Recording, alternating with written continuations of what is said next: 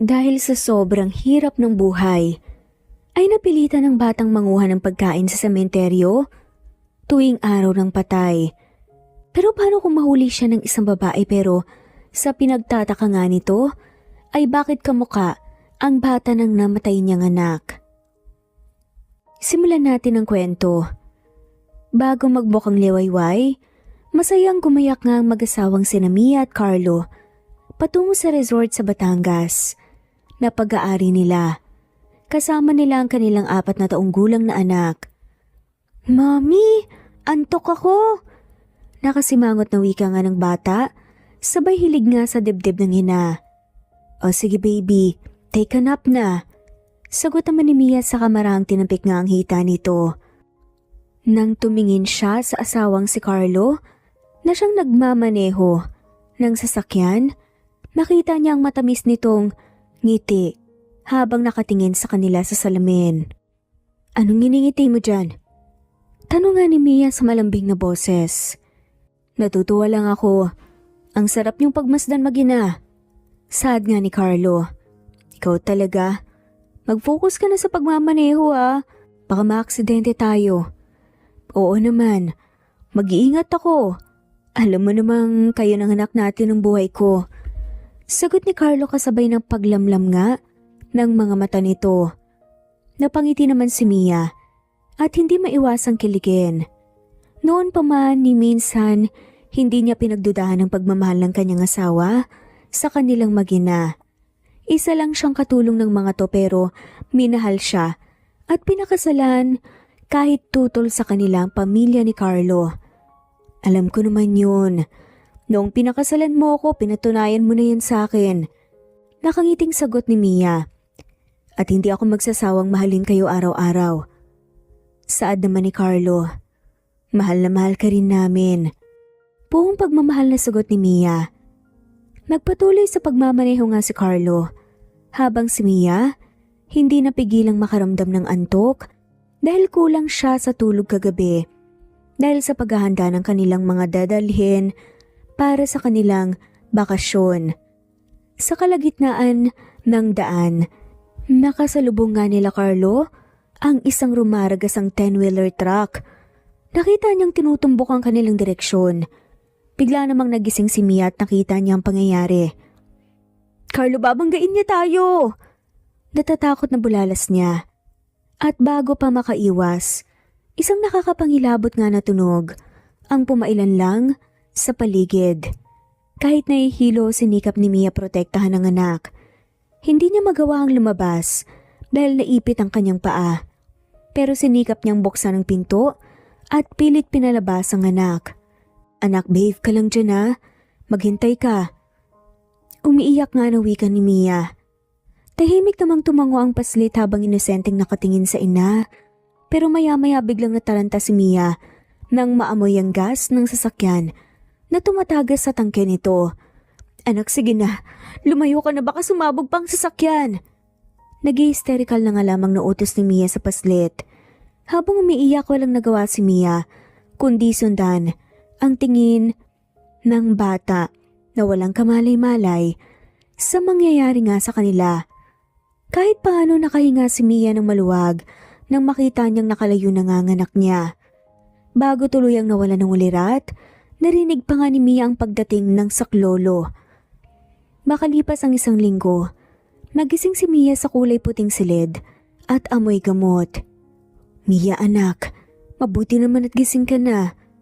Naluluha pa nga sa tuwang bulalas ng kanyang inang si Flora. "Nay, si Carlo po, nasan po siya?" Nag-aalalang bulalas ni Mia nang maalala ang aksidenteng kinasangkutan ng kanyang pamilya. "Anak, nagpapagaling na siya. Nasa recovery room na siya. Pero hindi pa rin pwedeng lumabas dahil marami siyang sugat." Biglang sumakit ang ulo ni Mia, kasabay ng paglitaw ng alaala ng kanyang anak. "Si Charlie, nakita na po ba siya?" "Anak." Tanging nausal ng ginang, kasabay ng mga luhang naglandas sa magkabilangan nitong pisngi. "Nay, nasaan ang anak ko?" Pag-uulit nga na tanong ni Mia. "Anak, wala na siya." Nahihirapang bigkas nga ng ginang. "Nay, hindi. Hindi totoo yan. Paano nangyari yun? Pinoprotektahan ko siya. Pinalabas ko siya sa kotse bago pa ito sumabog. Umiiyak na sagot nga ni Mia. At kahit masakit sa ulo, sinikap niyang alalahanin ng lahat. Anak, inilibing na namin ang kanyang mga labi. Umiiyak na sagot nga ng ginang. Hindi po totoo yan. Hindi po totoo yan. Buhay po ang anak ko. Buhay po si Charlie, Nay. Umiiyak na nga rin na palahaw ni Mia. Anak ko. Panaghoy nga ng ginang. Habang mahigpit na yakap nga si Mia na patuloy sa pagwawala. Nang hindi maawat, nang kanyang ina si Mia napilitan na nga itong tawagin ng doktor na agad namang dumating. Isang inject lang sa braso ng babae ay agad na itong nakatulog. Dok, ang sabi ng anak ko, bago pa dumating ang mga rescuer, pinalabas niya ang apo ko sa kotse. Wika ni Flora habang naaawang pinapanood ang anak na ngayon ay payapa nang natutulog. Mrs., maaaring yun ang nasa isip ng anak niyo. Pero bago pa man po masinog ang sasakyan, yun na po yung aktual na naganap dahil nga kung may bangkay ng bata na nakuha ang mga pulis sa sasakyan at yun po ang batang inilibing ninyo. Sagot nga ng doktor. Pero hindi pa man natatapos ang sasabihin ni Flora. Mrs., na-trauma po ang anak niyo at bilang ina, hindi madaling tanggapin na wala na ang kanyang anak. Kaya malaki po talaga ang posibilidad na nagkaroon siya ng creation sa kanyang pag-iisip ng ganung senaryo kahit wala naman dahil ayaw niyang tanggapin na wala ng kanyang anak. At mas makabubuti po ang magpakonsulta sa psychiatrist pag gumaling na po ang mga sugat niya. Paliwanag nga ng doktor. Makalipas nga ang ilang araw, tuluyan ng gumaling si Mia pero lagi pa rin siyang tulala at hindi makausap ng maayos. Habang si Carla naman ay naging mainitin nga ang ulo, ang dating makulay nilang pagsasama ay naging madilim nga at tila nabalutan ng yelo. Carlo, paano kung totoong buhay pa ang anak ko? Isang araw ay wika nga ni Mia. Tumigil ka na, Mia. Patay na ang anak natin. Walang gatol-gatol nga na saad ng lalaki. Bakit ka ba ganyan? Bakit ayaw mong maniwala na buhay pa siya? Carlo, ako mismong nagpalabas sa kanya sa sasakyan. Naiiyak na sagot ni Mia. Dahil baliw ka na. Nababaliw ka na. Sige nga, kung totoong buhay pa ang anak natin, sino ang batang nakuha ng mga pulis sa loob ng sasakyan? Galit at pasigaw pa nga na tanong ni Carlo. Hindi ko alam, pero sigurado ako na nararamdaman ko na buhay pa ang anak ko. Lumuluhang sagot ni Mia. See? Alam mo, natama sila, Mommy. Dapat magpa-psychiatrist ka na bago ka pa lumala. Malamig na turan pa nga ni Carlo. Hindi ako baliw, Carlo. At patutunhayan ko sa'yo na totoong mga sinasabi ko. Sige, hanapin mo siya. Halugugin mo ang buong Pilipinas at hanapin mo ang anak na sinasabi mo isa ka ng baliw. Sigaw pa nga ni Carlo, hindi nakatiis si Mia. Kinuha niya ang throw pillow at sunod-sunod na binato sa asawa na parang napaka-insensitive naman. Walang yaka? Ako pa talagang baliw? Ako na walang araw na hindi niisip na sana buhay pa ang anak ko. Bakit? Sa tingin mo ba, hindi ko siya naiisip? Sa tingin mo ba hindi ko pinagsisisihan na pinagbigyan kita sa kapritsyo mo? Kung hindi dahil sa'yo, hindi sana nangyari lahat ng to. Kung hindi ka lang humingi ng bakasyon at nanatili na lang tayo sa bahay, hindi sana tayo na aksidente. Galit na saad nga ni Carlo at tuluyan na ring naiyak. So ako pa talagang sinisisi mo? Akong sinisisi mo sa pagkamatay ng anak ko, ganun ba? Bakit? Sa tingin mo ba ginusto ko to? Nahalos pati buhay ko mawala na din at nawala pang anak ko. Umiiyak na sigaw ni Mia. Tama na. Ang gusto ko lang maging matatag ka. Tanggapin na natin ang nangyari at saka mag-move on na. Dahil kahit ano pang sabihin at gawin natin, wala na siya. Wala nang anak ko. Galit na sagot nga ni Carlo bago nagdadabog nga na umalis at lumabas ng bahay. Naiwan namang umiyak si Mia simula nang gumaling si Carlo. Araw-araw na nga itong umalis na hindi na nga niya nararanasan ang damayan nito. Madalas pa rin ito sa kumpanya at doon nga sinusubsob ang sarili sa trabaho. Sa gabi naman Naglalagi ito sa bar para magpakalasing. "Ma'am, tubig po. Uminom po muna kayo." Naaawang wika nga ng kasambahay bago inabot nga kay Mia ang isang basong tubig. "Salamat." "Nora, naniniwala ka rin ba na patay ng anak ko?"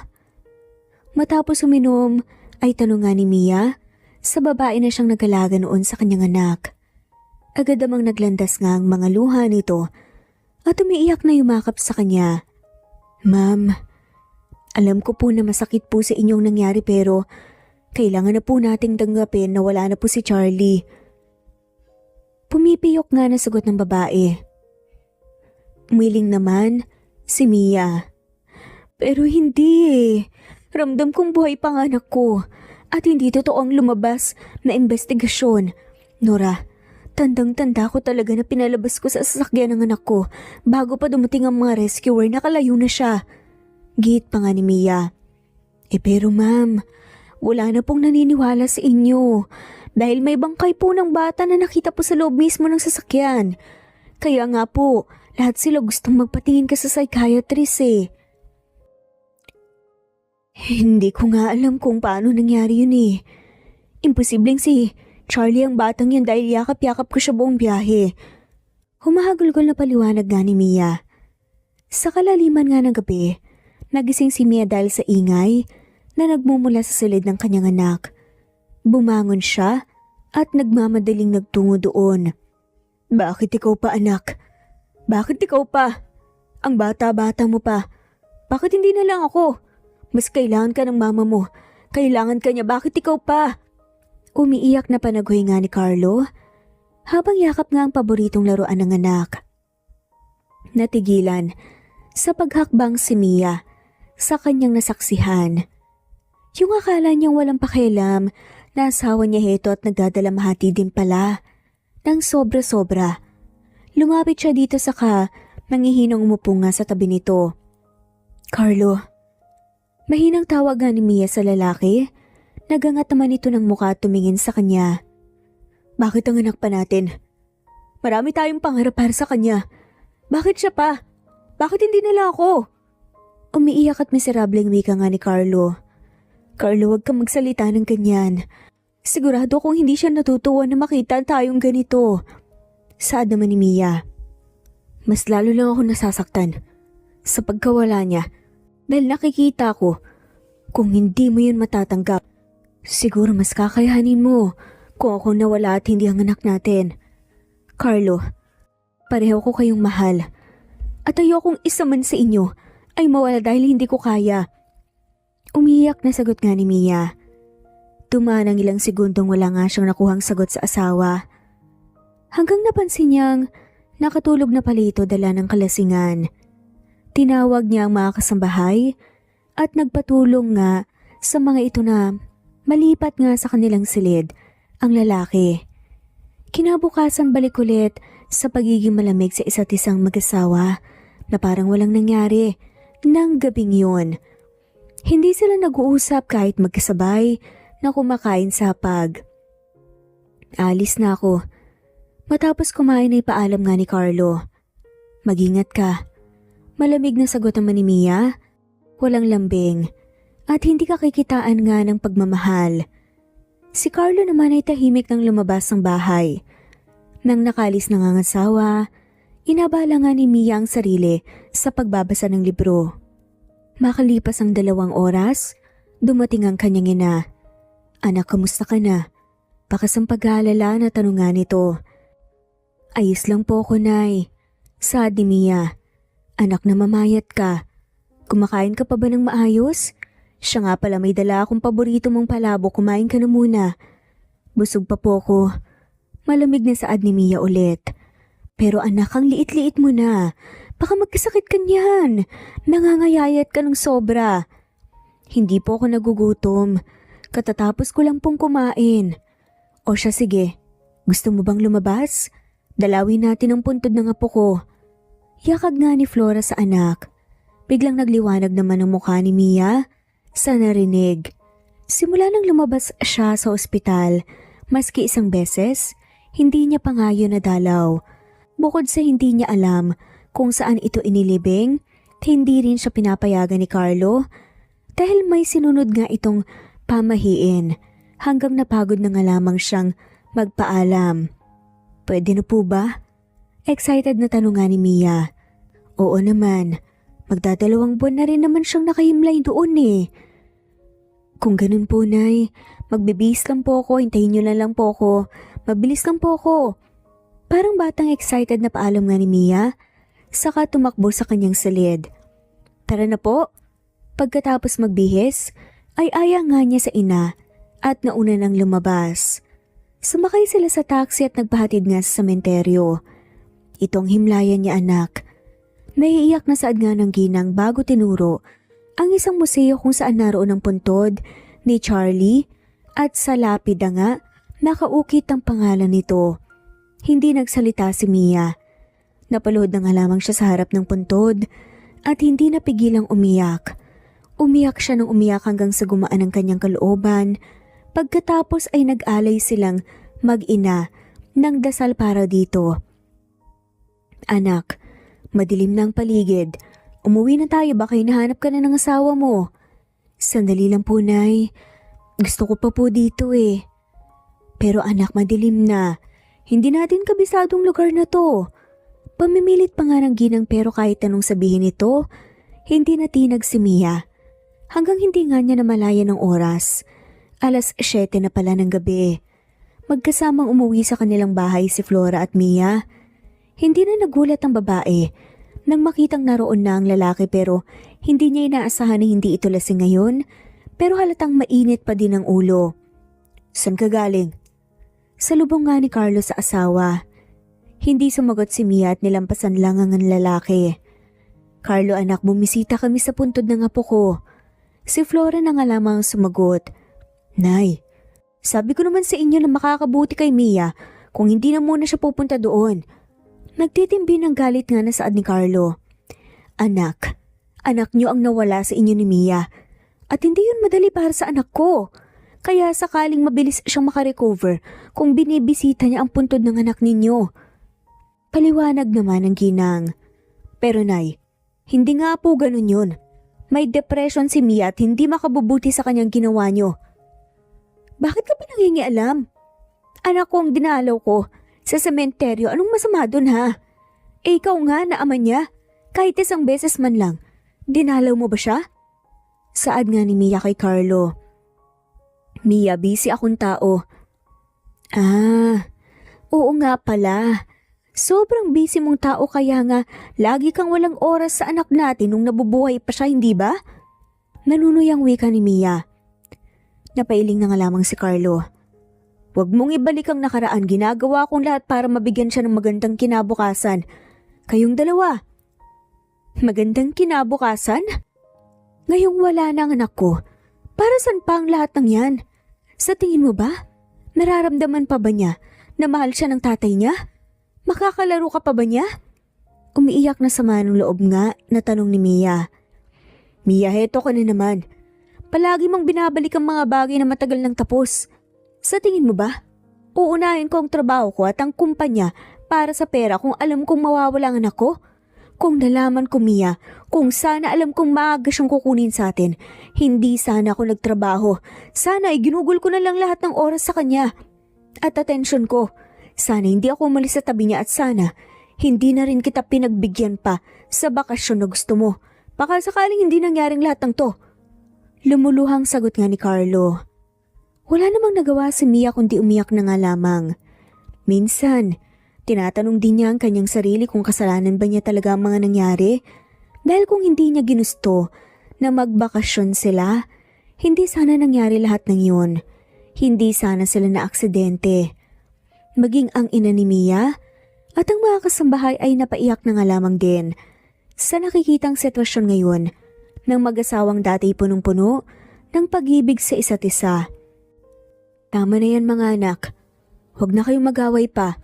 Sa mga ganitong sitwasyon kayong dalawa ang dapat magkaramay at inuunawan yung isa't isa. Pangaral nga ni Flora sa mga ito. Yung anak niyo ang kausapin niyo, Nay. Nahihirapan at napapagod na rin ako sa sitwasyong to. Sagot ni Carlo bago lumabas nga ng bahay. Yan, diyan ka naman magaling 'di ba? Sa halip na magpakumbaba ka at ayusin ang pagsasama natin, palagi kang umaalis, palagi kang naglalasing. Pahabol na sigaw nga ni Mia sa asawa at hindi naman nilingon ni Carlo. Anak, tama na. Baka tama nga si Carlo. Sikapin mong maka-move on muna bago pa tuluyang mawala ang pagmamahal ng asawa mo sa'yo. Payo pa nga ni Flora sa anak at tahimik lang si Mia at hindi binigyang pansin ng ina na parang hindi rin siya naiintindihan. Matapos tiyakin nakakain at nakatulog na ang anak, umalis na rin si Flora. Kinabukasan, tanghali na nang magising si Mia at sa unang pagkakataon, gumising siya na may maluwag na kalooban dahil napasarap ang kanyang tulog kaya hindi na niya namalayan kung umuwi ba ang asawa. Lumipas ang mga araw at linggo hanggang naging buwan, ang dating malamig na pagsasama ng dalawa ay tuluyan ng nawalan ng direksyon, wala nang pakialam si Mia at hindi na rin nagtatanong kung bakit hindi na umuwi si Carlo. Habang siya naman ay araw-araw pumupunta sa puntod ng kanyang anak dala ang mga paborito nitong kwentong pambata para basahan ito ng kwento. Nagdadala na rin siya ng pagkain at inumin para hindi siya magutom. Ang museo ng kanyang anak ang naging pahingahan niya araw-araw. Doon siya tumatambay maghapon, tahimik at sa tuwing naroon siya, doon niya nararamdaman na magaan ang kanyang pakiramdam. Hanggang isang gabi, pag-uwi niya, nasa bahay si Carlo at maghihintay sa kanya. Bakit ngayon ka lang? Malamig ang boses nga na tanong nito. Galing ako sa sementeryo. Sagot naman ni Mia. Mia, araw-araw ka na lang nandoon. Hindi ka ba napapagod? Sinasayang mo lang ang oras mo na wala rin namang magbabago. Hindi na mabubuhay pang anak natin. Galit na wika nga ni Carlo. Tila may sariling isip na umangat nga ang kamay ni Mia at sinampal ang asawa. Mula nang mamatay ang anak ko, ni minsan hindi mo siya dinalaw. Simula din noon, hindi na kita nararamdaman. Hindi ko na nakikita sa iyo ang lalaking minahal ko at tinanggap ko lahat ng yun. At oo, hindi na siya mabubuhay kahit doon pa ako tumira. Kahit anong iyak ko pa at kahit magmamakaawa ko sa taas, hindi na siya kailanman babalik pa sa akin. Pero masisisi mo ba ako kung bakit palagi akong pumupunta sa lugar na yun? Carlo, sa lugar na yun payapa ang isip ko. Tahimik, walang sermon, walang away, walang tanong. Masaya ako doon. Na para bang ibang pinaparating nga nito. Hindi ko na alam kung saan papunta pa ang relasyon natin. Pareho na tayong hindi masaya at hindi na rin nagkakaintindihan. Mabigat ang kalooban na saad nga ni Carlo. Siguro nga tama ka. Hindi na tayo masaya dahil hindi ko na nararamdaman nakakampi kita. Hindi ko na nararamdaman asawa pa kita. Sagot nga ni Mia bago tumalikod. Napailing na lang si Carlo hang sinusundan ng tingin ng asawa. Ang totoo ay gusto niyang bumalik sila sa dati, gusto niyang ayusin ang pagsasama nila pero hindi niya alam kung paano sisimulan. Sa tuwing sinusubukan niya, palagi lang silang nag-aaway na para bang wala nang hinahon at pagmamahal silang nararamdaman para sa isa't isa. Puro galit at sakit na lang ang natira. Kaya naman isang desisyon ang naisip ni Carlo. Gusto ko nang ipana lang kasal namin ng asawa ko. Wika ni Carlo habang kausap nga ni Claire, ang abogado nga ng kanyang pamilya. Anak din ito ng matalik na kaibigan nga ng kanyang ina. Sigurado ka ba sa gusto mong mangyari? Tanong nga ng babae, nalihim ngang nasisiyahan. Oo naman. Kung gano'n nasikasuhin ko kaagad ang annulment paper nyo. Nakangiting sagot ng babae. Ilang araw na hindi umuwi si Carlo sa bahay nilang mag-asawa. Pinili niyang manatili muna sa kanyang condo unit sa Makati para makapag-isip. Tila hindi naman pansin ni Mia ang pag-iwas at ang paglayo ng kanyang asawa dahil ginugugol niya ang kanyang panahon sa puntod ng kanyang anak. Hanggang isang araw may dumating na sulat para sa kanya. Binuksan niya ito at tumambad sa kanya ang annulment paper nilang mag-asawa. Gusto na niyang makipaghiwalay sa akin? Nanginginig ang mga kamay na wika ni Mia habang nakatuon ang pansin sa papel.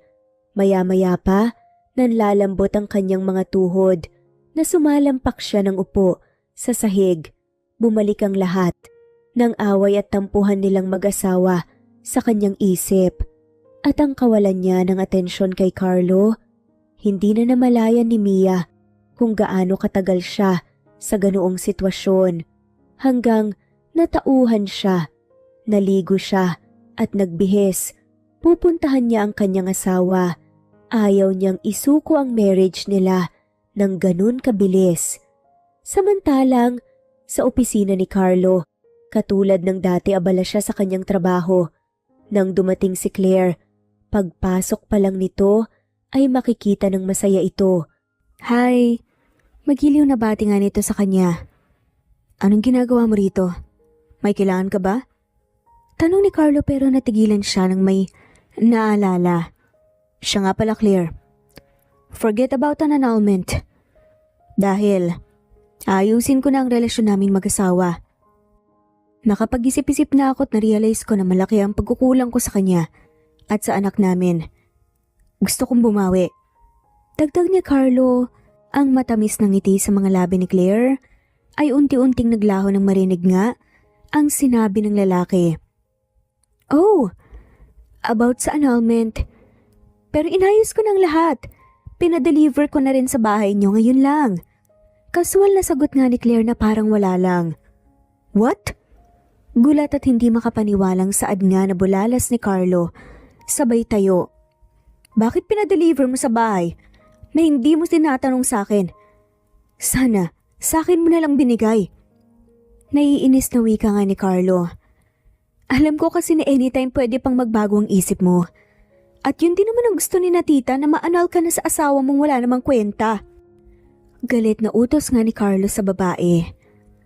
Okay, I'm sorry. Nasanay na lang akong tawagin siya nang ganun dahil yun ang madalas kong marinig kay tita sa tuwing magkausap kami. Ayaw na ayaw niya sa asawa mo. Umiiling na sagot nga ni Claire. Hindi ka pa ba nasanay kay mommy? Alam mo namang mata pobre yon. Iritableng sagot nga ni Carlo. Hindi nga niya inaasahan na hanggang ngayon ay ganun pa rin ang turing ng kanyang ina sa kanyang asawa. Pero tama naman si tita eh. Wala kang mapapala sa babaeng yun lalo na ngayon na wala na nga siya sa kanyang sarili. Ni hindi na nga niya ginagampanan ng maayos ang pagiging asawa niya sa'yo, di ba? Panlalason pa nga ni Claire sa isip ng lalaki. Pero mahal ko pa rin ang asawa ko. Claire, at kahit ano pa si Mia, mamahalin ko pa rin siya. Pero paano ako? Hindi mo ba nararamdaman hanggang ngayon ay naghihintay pa rin ako sa'yo? Oo, alam ko mukha akong desperada at tanga kasi hanggang ngayon umaasa pa rin ako na mapapansin mo. Lumuluhan na ngang wika ni Claire. Claire, may asawa na ako. Pamilyado akong tao. Kaya kalimutan mo na kung ano man ang nararamdaman mo sa akin. Hanapin mo yung taong tama para sa'yo. At hindi ako yon. Pero mahal kita. Wala akong ibang gustong makasama sa buhay kundi ikaw lang. Walang patutunguhan ng pag-usap na to, Claire. Bigyan mo naman ng respeto ang sarili mo. At ang pamilya ko. Wika nga ni Carlo bago tumalikod sa babae, bubuksan na nga sana niya ang pinto ng silid.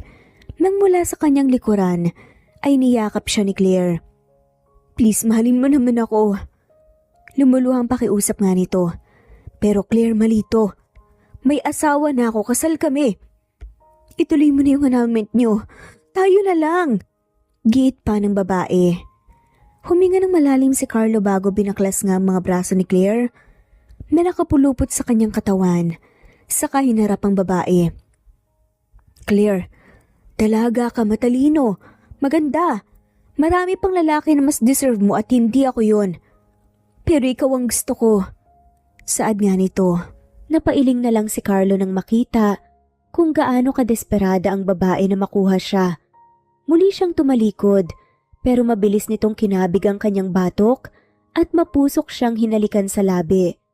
Noong una ay pumalag si Carlo pero hindi niya magawang itulak ang babae dahil tuluyan nitong nabuhay ang init ng kanyang katawan na matagal na niyang hindi nararamdaman. Pero bago tuluyang lumaki ang apoy sa pagitan nila, biglang bumukas ang pinto at kitang-kita ni Mia kung ano ang ginagawa ng dalawang nilalang sa kanyang harapan. Anong ibig sabihin nito? Nangangatal nga ang boses na tanong niya. Malakas namang kinulakan ni Carlo si Claire at nagkukumahog nga na lumapit sa asawa. Mia, mali ang iniisip mo. Siya ang humalik sa akin. Paliwanag nga ni Carlo at tangkang lalapit na nga sana sa asawa pero umiwas ito. Ang dami nating pinagdaanan. Akala ko pwede pa nating maayos ang lahat pero hindi na pala. Dahil may kinakalantari ka ng iba. Malamig na wika nga ni Mia. Mia, hayaan mo ako magpaliwanag. Pagsusumamo nga ni Carlo. Hindi na kailangan. Hindi ako tanga para hindi maisip kung ano ang namamagitan sa inyong dalawa. Oo, marami akong pagkukulang sa'yo. Pero sapat ba yun para gaguhin mo ko? Umiiyak na sigaw nga ni Mia. Hindi kita niloloko, Mia. Tama na. Sapat ang annulment at ang nakita ko para maghiwalay tayo. Saad ni Mia sa tumatakbong lumayo nga sa asawa. Mia, pakinggan mo muna ako. Habol nga ni Carlo sa babae pero hindi na nga siya nito nilingon pa. Nang makita na sumakay nga sa taxi ang asawa, bumalik sa kanyang office si Carlo para kunin nga ang kanyang cellphone at ang susi ng kanyang sasakyan. Saan ka pupunta? Tanong nga ni Claire nang makita nga si Carlo. Hindi ito sinagot ng lalaki, pero nangulit pa rin si Claire. Saan ka nga pupunta? Tanong nito sa kayumakap nga sa binata. Bitawan mo ko. Susundan ko ang asawa ko at ayusin ko ang gusot namin. Saad nga ni Carlo kay Claire. Carlo, nababaliw ka na ba? Bakit hindi mo nalang ituloy ang annulment nyo? Hindi ko yun gagawin. Dahil mahal ko ang asawa ko. Mahal na mahal ko siya, Claire. Galit na sagot nga ni Carlo sabay tabig nga sa babae. Wala na itong nagawa ng tuluyan nga siyang lumabas sa kanyang opisina. Kinakabahang nag-drive pa uwi sa kanyang bahay si Carlo. Umaasa siyang maabutan pa doon si Mia at hindi naman siya nagkamali dahil saktong palabas na nga ito hilang 2 maleta nang dumating siya. Alis ka? Hindi makapaniwala na tanong nga ni Carlo habang nakatuon sa maletang mga mata. Oo. At huwag kang mag-alala dahil pinirmahan ko ng annulment paper natin. Magiging malaya ka na. Walang buhay na sagot nga ni Mia. Tinawid nga ni Carlo ang pagitan nila sa kaniyakap ang babae ng mahigpit. Mia, hindi mo naintindihan bakit mo yun pinirmahan? Puro ng panghihinayang nga na sagot ni Carlo. Ano pa bang hindi ko naintindihan? Sabihin mo nga sa akin. Meron pa ba akong hindi naintindihan? Pinadala mo dito ang annulment paper natin. Hindi mo pa naisip kung gaano kasakit sa akin yun? Niwala akong kaide-ideya na gusto mo nang makipaghiwalay sa akin. At kahit alam ko na buo na ang desisyon mo, pumunta pa ako sa kumpanya mo para kausapin ka at makipag-ayos. Dahil baka pwede pa nating ayusin lahat. Baka pwede pa tayong magsimula ulit pero anong nakita ko? Nakita kong magkayakap kayo ni Claire na yun habang naghahalikan. Ngayon, sabihin mo ano pa ang hindi ko naintindihan? Umiiyak na sigaw nga ni Mia. Nangihina na bumitaw si Carlo sa asawa sa po ang kanyang sentido. Mia, oo. Nung magulo ang isip ko, dahil madalas tayong magtalo, iniisip ko na baka makabubuti na sa atin kung maghiwalay na lang muna tayo. Dahil lagi tayong nag-aaway. Wala nang bagay tayong napagkasunduan. Pero maniwala ka, binawi ko ang sinabi ko kay Claire dahil naisip kong hindi tama na maghiwalay tayo pero huli na dahil nakakuha na nga siya ng form. At pinadeliver din niya nang hindi ko alam. Pero maniwala ka, ayoko maghiwalay tayong dalawa. Mahal na mahal kita. Umiiyak nga na saad ni Carlo. Mahal na mahal mo ko? Pagmamahal na hindi ko na naramdaman sa'yo. Ngayon, nagawa mo pa akong pagtaksilan. Masama ang loob na panguusig nga ni Mia. Aayusin ko talaga lahat. Babawi ako. Promise. Hindi na kailangan, Carlo. Dahil kahit kailan, hindi na mabubura sa isip ko ang mga nakita ko kanina. Hindi ko makakalimutan kung paano kayo maghalikan ng babaeng yun. Galit na sagot nga ni Mia. Mia, siya lang ang humalik sa akin.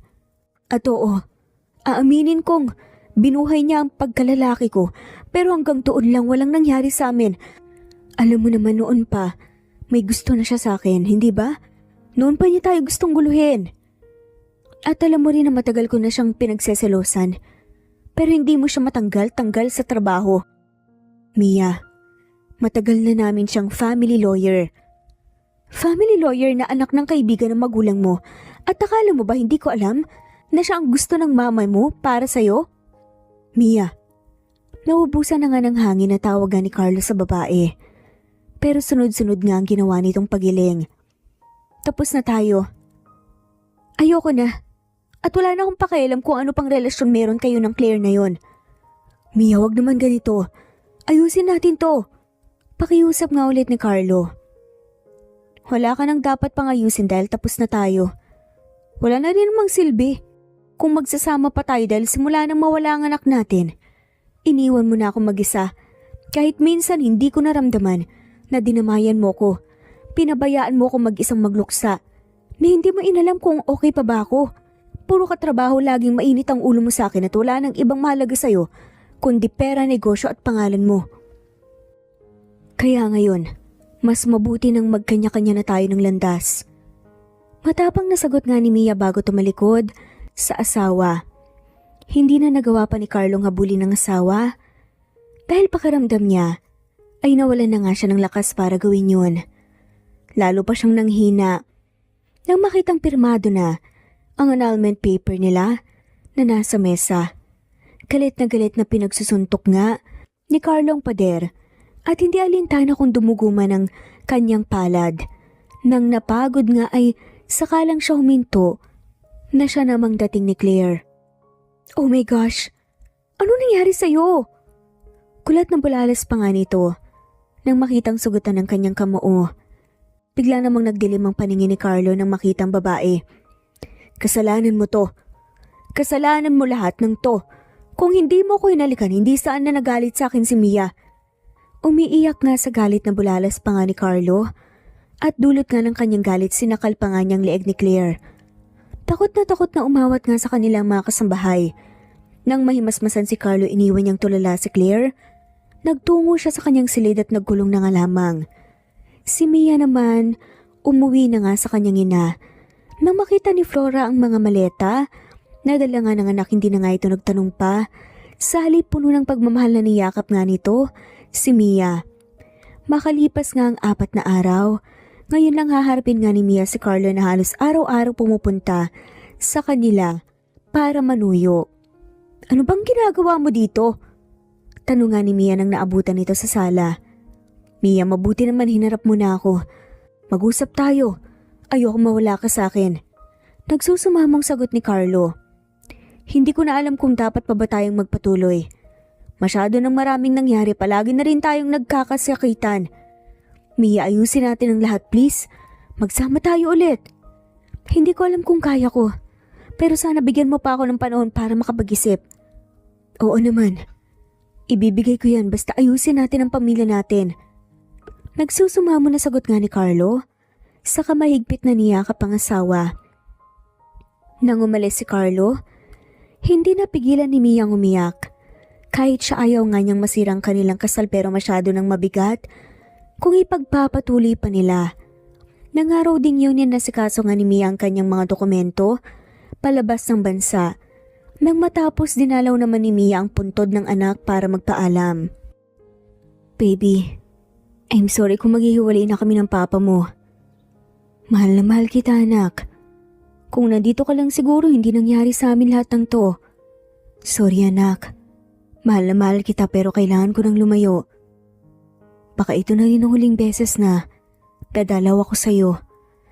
Basta, ano man ang mangyari, hindi ka mawawala sa puso ko. At sana masaya ka na ngayon. Sana, kung nasaan ka man. Naluluhang kausap nga ni Mia. Ang puntod nga ng paslit.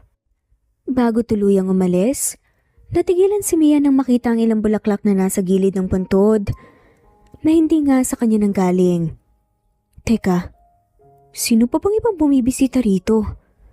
Tanong nga ni Mia sa kawalan. Makalipas ang 1 buwan muling bumisita nga si Carlo kay Mia para tanungin kung anong desisyon nito, pero isang balita ang gumimbal sa kanya. Nalaman niyang lumipad si Mia patungo sa Europe, pero hindi sinabi ng ina nito kung saan ang exact address niya. Nasaktan si Carlo sa ginawa ng asawa at hindi napigilang magalit sa kanyang sarili. Makalipas ang 5 taon, bumalik siya sa bansa. Handa ka na ba talaga umuwi? Tanong nga ng kanyang pingsang si Ana. Oo naman. Matanda na rin kasi si nanay. Kailangan niya ako sa tabi niya. Sagot ni Mia na abala sa pag-iimpake ng kanyang mga gamit.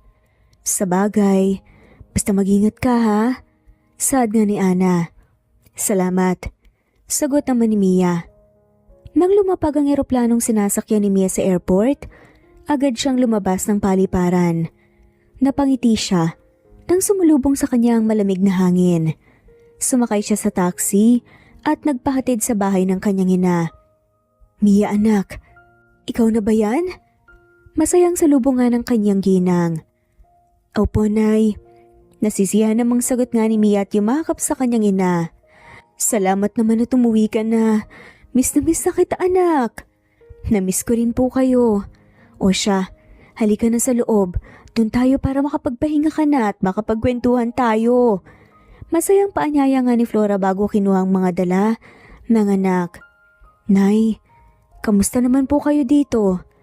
Tanong nga ni Mia habang iginalang ang paningin sa kabuuan ng bahay. Ayos naman ako. Si Carlo nga pala palaging pumupunta dito noong unang 2 taon simula nung umalis ka. Umiiyak at nagmamakaawa. Nasabihin ko sa kanya kung nasaan ka. Kahit naman naawa ako sa kanya. Hindi ko masabi kasi hindi ko naman alam kung nasaan ka sa Europe. Kwento pa nga ng ginang. Nay, parte na po siya ng nakaraan ko at ayoko na po siyang pag-usapan pat balikan. Anak, 5 taon ang nakalipas siguro naman. Nakapag-isip-isip ka na baka naman pwede niyong pag-usapan ang tungkol sa inyong dalawa. Nay, maraming taon na po ang lumipas. At sigurado kung marami nang nagbago sa kanya, baka nga may asawa at anak na siya ngayon. Anak, mahal na mahal ka ni Carlo. Alam mo ba nung umalis ka, hinabol ka niya sa airport? Ginawa po niya yon? Hindi makapaniwala nga na tanong ni Mia. Abay oo naman, naawa nga ako eh. Ang kaninang tahimik na isip ni Mia ay muling magulo ng mga alaala ng lalaking minsang naging bahagi ng kanyang buhay. Kinabukasan, dumalaw si Mia sa puntod ng kanyang anak, dala ang iba't ibang klase ng bulaklak at mga pagkain. Labis, pinagpasalamat ni Mia na hindi pinalitan ni Carlo ang padlock ng museo ng kanyang anak, pero agad din niyang naramdaman ang pinong kirot sa kanyang puso nang naisip kong dinadalaw man lang ba nito ang kanyang anak. Hello anak. Matagal na hindi kita nadalaw ah. Kababalik ko lang sa bansa, na miss kita. Masayang sambit ni Mia. May dala akong bulaklak at saka pagkain para sa'yo. Masayang wika niya bago'y nilatag nga ang kanyang mga dala sa harap ng puntod nito.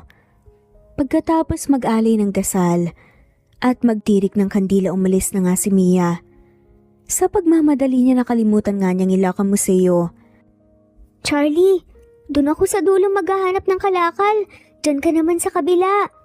Paalam nga ng batang si Bitoy sa kaibigang si Charlie na parehong nasa 9 na taong gulang na. Sige, sagot nga ni Charlie. Pero nang makita niya mula sa rehas na bakal ang mga pagkaing nasa loob ng museo, nilapitan nga niya ito. Tanghalian at wala pa siyang kain mula kanina dahil hindi pa nakakabenta ng gulay ang kanyang lola. Uy, jackpot! Hindi nakalak ang gate. Masayang bulalas nga niya habang sapunga ang kanyang tiyan. Walang sinayang na sandali si Chili at pumasok nga siya sa museo at agad na nilantakan ng mga pagkain doon. Ang sarap naman ito. Ngayon lang ako nakatikim ng mga ganitong pagkain. Siguro, Ganito ang pagkain ng mga mayayaman. Iuwi ko na kay Lola. Sad nga na isang bata bago sinimulang ibalot nga ang pagkain. Ang swerte mo bata kasi kahit patay ka na, binibigyan ka pa rin ng pagkain ng nanay mo. Samantalang ako, buhay na buhay pa ako pero wala akong makain. Naiinggit na wika nga. Nang isa pa, nilapitan niya ang lapida pero agad din naman siyang napaatras nang mabasa ang pangalang naroon. Charlie Santos? Tignan mo nga naman, magkapangalan tayo. Pero hindi tayo pareho ng apelyido kasi Fuentes ako. Alis na ako ah. Salamat sa pagkain mo, kinain ko. At iuwi ko naman tong iba. Mas mabuti na to kaysa masira lang. Hindi mo naman na to kakainin eh. Matapos sabihin yun, tahimik nang lumabas ng masaya si Charlie. Lola, kain na po, may dala po akong pagkain para sa'yo. Masayang tawag nga ng batang si Charlie sa kanyang lola Ising. Saan naman nanggaling yan? Kunutong panguusisa naman ang ginang kay Charlie. Nakita ko po sa sementeryo. Malinis po ang mga yan. Saka masarap. Kinuha ko po. Kesa masayang lang. Bago-bago pa naman po yan eh. Apo, ayoko sa ginagawa mo. Baka mamaya mapagalitan ka pa. Paalala nga ng matanda. La, wala naman pong tao eh. Kumain na po kayo. Promise masarap to. Magiliw na sagot pa nga ni Charlie na pangiti naman ang ginang at saka hinaplos nga ang pisngi ng paslit. Maswerte talaga ako na dumating ka sa buhay ko. Kung wala ka siguro mag-isa lang ako sa barong-barong na to. Emosyonal na saad nga ni Lola Ising. Sus, si Lola talaga nagdrama na naman. Pabirong sagot nga ni Charlie, saka hinuli nga ang kamay ng ginang. Kahit isang kahig, isang tuka sila. Maswerte rin si Charlie na dumating sa buhay niya si Lola Ising. Kahit hirap sila sa buhay ginawa ng matanda, ang lahat para makapag-aral siya sa isang pampublikong paaralan. Totoo yun na po. Siya nga pala. Hindi mo ba namimiss ang tunay mong magulang? Paano ko naman po sila mamimiss, Lola? Hindi ko mga po sila kilala eh. Hindi ko na rin po sila iniisip dahil kung mahal nila ako sana hinanap po nila ako. Malungkot na sagot ni Charlie. Naawang niyakap nga ni Lola Ising ang paslit. Kung alam ko lang sana kung sino ang tunay mong mga magulang noon, sana na isauli kita. Baka may maganda kang buhay. Lola, wag mo na po silang isipin dahil kung mahal nila ako noon pa sana nila ako hinanap. O siya, sige na. Saan na ba yung mga pagkain mo at kakain na ako? Natatawang saad na nga lamang ni Lola Ising. Heto na po. Sabi ko na nga ba kunwari pang ayaw eh. Tumatawang sagot nga ng batang si Charlie. Lola Ising, nagugutom na din kasi ang lola po. Mabuti nga naubos ang paninda ko. Kaya nakabili ako ng bigas at ulam. Mabuti naman po kung ganun. May pagkain na tayo hanggang bukas. Siya nga po pala, medyo marami rin pong kalakal ko ngayon eh. Napakasipag mo talagang bata. Itabi mo na lang ang mapagbebentahan mo para may pangbaon ka sa school. Saad pa ni Lola. Sige po Lola, paano po dalhin ko na po muna ang mga yan sa junk shop? Paalam pa nga ni Charlie at nagmamadaling lumabas ng bahay. Araw-araw ay palaging ganoon ang naging takbo ng buhay ng maglola. Araw ng Sabado, walang pasok sa eskwela. Kaya naisipan ni Charlie na sumama sa kaibigan na sa sementeryo. Uy Charlie, ano ginagawa mo dyan? Tanong nga ni Bitoy nang makitang may kung anong sumisilip nga.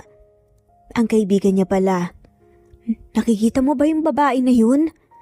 Tanong nga ni Charlie at ninuso nga ang isang magandang babae na nasa museo ng batang kapangalan niya. Oo, bakit? Anong meron sa kanya? Nagtatakang tanong ni Bitoy. Ang ganda niya, no? Puno ng paghanga na sabi ni Charlie. Hoy Charlie, ang bata pa natin para maging crush mo siya ha. Ang tanda na niyan eh, parang nanay na natin. Bulalas naman ni Bitoy sabay siko nga sa kaibigan. Sira ulo. Hindi ko siya crush ha. Pero alam mo, may iba akong nararamdaman eh. Biglang bumilis ang tibok ng puso ko habang tinitignan ko siya. Para siyang artista, ang ganda. Pero nararamdaman ko na malungkot siya. Siguro siya ang nanay ni Charlie. Walang buhay na sad nga ng paslit. Charlie? Di ba ikaw yun? Ang gulo mo namang kausap eh, Charlie ang pangalan ng batang nakalibing sa museo. Kumakamot ulong sagot nga ni Charlie mismo. Ang galing mo naman. May kapangalan ka palang patay. Hindi kayo multuhin ka nun? Pananakot nga ni Bitoy. Bigla namang naalala ni Charlie nang kinuha nga niya ang pagkain na para dito. Bitoy, tumahimik ka nga. Alam mo namang narito tayo sa sementeryo eh. Nagtatapang-tapangan na saway nga ni Charlie sa kaibigan. Ikaw talaga Charlie, matatakutin ka pa rin. Kantsaw nga ng batang si Bitoy pero hindi na nga ito pinatulan pa ng bata. Sa halip pinabala na nga lamang niya ang sarili sa pagmamasid sa magandang babae. Uy Charlie, panunoorin mo lang ba siya? Paano ka magkakapera niyan kung tutunganga ka lang sa kanya? Untag pa nga ni Bitoy sa kaibigan. Sandali na lang Bitoy. Bahala ka na nga dyan. Basta ako maghanap na ako ng kalakal para magkapera. Paano iwan na kita? Kita na lang tayo mamaya sa junk shop. Sige, susunod na lang ako sa'yo. Sagutan nga ng batang sila Bitoy at Charlie. Ang ganda niya. May iba pa kaya siyang anak? Tanong nga ni Charlie sa kawalan. Nang makita niyang umalis na nga si Mia, naglakad nga siya palapit sa museo gamit ang kawayan. Kinalawit niya ang pagkaing naroon. Ayos! May pagkain naman kami ni Lola Ising. Masayang bulalas nga ni Charlie. Sana palaging ganito. Dagdag nga ni Charlie habang inaamoy-amoy ang pagkain. Masayang umuwi si Charlie dalang mga pagkain na pinagsaluhan nila ng kanyang lola. Dumaan pa ang mga araw at palaging ganoon ang ginagawa ni Charlie. Pero isang araw labis nang nagtatakang paslit nang mapansin nga ng ilang araw hindi nagagawi doon ang magandang babae. Bakit kaya hindi na siya dumadalaw? Isang umaga ay tanong nga ni Charlie sa kaibigan. Charlie, ano ka ba? Lagi ka nalang nagbabantay sa museo na yun. Tara na, para makarami tayo. Sermon nga ni Bitoy sa kaibigan. Sige na nga, tara na. Malungkot na sad ni Charlie. Bakit ka ba nalulungkot kapag hindi mo nakikita yung ali na yun? Hindi ko alam. Siguro dahil wala akong na mauwing pagkain sa bahay. Sagot na nga lamang ni Charlie. Ilang beses na rin naman niyang naikwento kay Bitoy na kinuha niya ang mga pagkain na naiwan nga sa museo. Yun lang ba talaga? O baka crush mo talaga siya? Tumatawang kantsaw nga ni Bitoy. Huy Bitoy, tumahimik ka nga, parang nanay ko yun eh. Saway naman ni Charlie dito. Sabi ko nga sa'yo, di ba ang tanda na nun? Pero bakit lagi mo siyang hinahanap? Hindi ko nga alam. Basta kapag nakikita ako siyang umiiyak, malungkot habang kinakausap ang puntod ng kanyang anak, nararamdaman ko ng mabuti siyang nanay. Sana nga siya nalang nanay ko eh. Napakamatulong nga si Bitoy sa sinasabi ng batang si Charlie. Ay nako Charlie, sobrang taas naman ang pangarap mo. Mukhang mayaman yun eh. Tignan mo nga museo ng anak niya, sobrang ganda. Sabi ni tatay hindi raw biro magpagawa ng ganyan. Pero paano nga kaya kung siya yung nanay mo?